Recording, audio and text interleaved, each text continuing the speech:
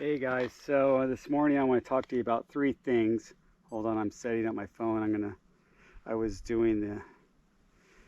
starting my video with my phone, so I want to get to that, and plus I'm going to videotape this on my phone and get that set up real quick. And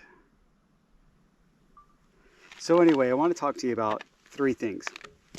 The first thing, and this has come to my attention just because I do watch a lot of social media, and then I post my social media.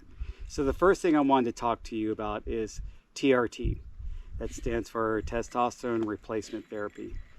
And you guys have been watching my channel that know me, know that I'm a registered nurse. And so I've been around the medical field my entire career. I don't do direct patient care anymore because I'm at the admin level. I've been at the admin level for a long time. But I do population health, so I look at informatics or data, health data on large populations and encounter data on large populations. So I could tell you how many people in our medical group have diabetes or hypertension and things like that, or how many have had a visit this year, had labs this year, so on and so forth. So number one, TRT. If you're considering TRT, have you been testing your testosterone? Is it low? And not just once, but several times. It's seen a trend. And why is it that? Have you analyzed why your labs are that way before resorting to testosterone replacement? And there's a lot to unravel there, okay? If you're not healthy and you have a poor diet and you don't exercise, you don't sleep right, and you're under a lot of stress, your testosterone level could be low just because of that. Improving those things may increase your testosterone level. So that's number one. Number two is, what is your objective for doing that? Is it just aesthetics? Is it how you feel? And is there other things that you could do to get there and still keep your body's own natural testosterone? Now, yes, some people get to the point where they have a real low testosterone. Mine is low in the mid-range, but it's on the lower side of the mid-range. It's like 400 and something. I'll have to look at my labs and give you all the labs. And I keep my labs on my phone. I connect my health records to my phone, and my labs are on my phone.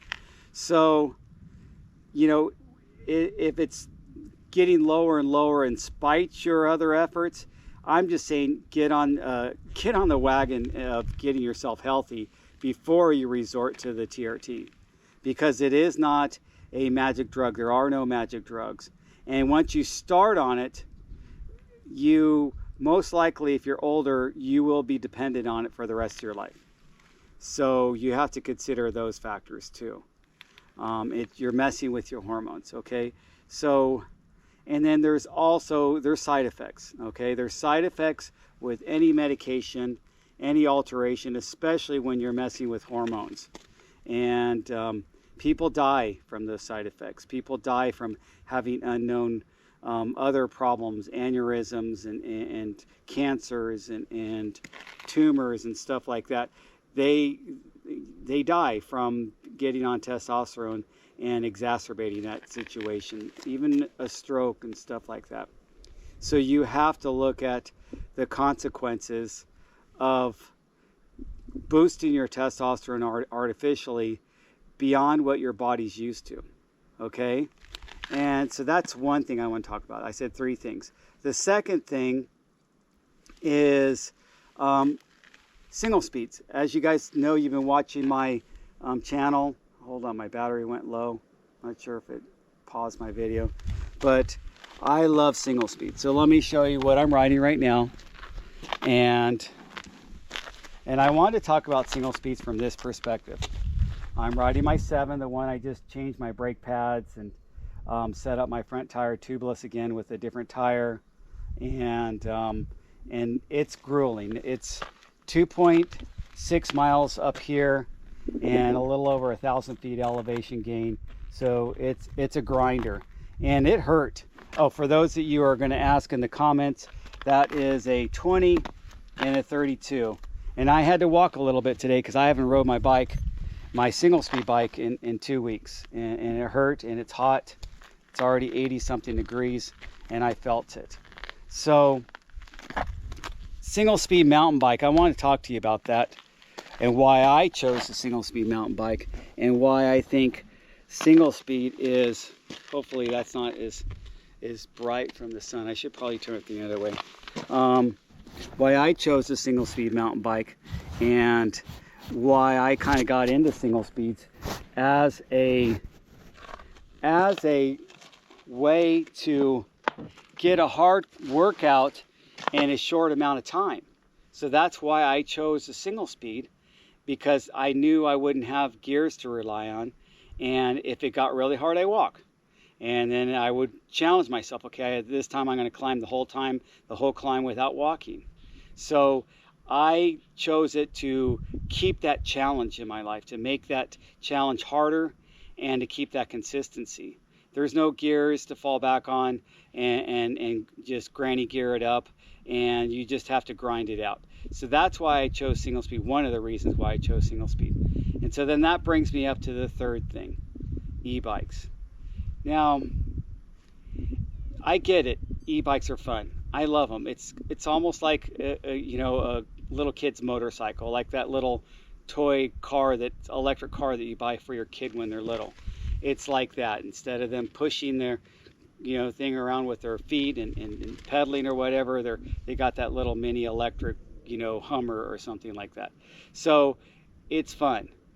But if you're using an e-bike just to get over a short climb, it's kind of like buying a riding lawnmower for a small front yard that if you had a regular lawnmower, it might take you an hour, but with a riding lawnmower, it takes you 15 minutes. So again, you're making something that was hard easier, but maybe you're getting back into cycling and you want an e-bike because you're getting back into cycling. You feel like that it's going to motivate you to get back into cycling. Why not just get your analog bike and then challenge yourself that, hey, this time I'm going to have to walk a few sections, but next time I'm going to try to ride up it. Because this climb is 2.6 miles. So literally, if you're bringing an e-bike just up to this point, you could walk up here in an hour, all the way up, walk, not even ride any of it. So obviously, if you walk and ride, you're going to do it less than an hour. Why do you want to do an e-bike and make it up here in 15 minutes and 11 minutes or something like that? Do you have that much more important things to do with your time that you need to maximize your day with getting a ride done in let's say total time in an hour and a half, 90 minutes, that you with the e-bike you'll get the whole ride done within 45 minutes? Is it that important? So think about that. Plus, e-bikes are expensive. Now, obviously, my titanium single speed is more expensive than many e-bikes, but I just think give your regular bike a chance and walk a little bit instead of pedaling the whole time, and then get yourself back into shape. I don't see the e-bike as a conduit to make you push yourself harder to get fit again. I just don't see that. Maybe some people can do it, but for me, I don't see the connection. Anyway, thanks for watching, guys, and I appreciate you guys watching my channel. I just wanted to post those things up, talk about that, and then I'm going to ride my single track, El Prieto Trail, on my rigid single speed, which I love to do, and then I got to get to work. So peace out. Talk to you guys later. Thanks for watching.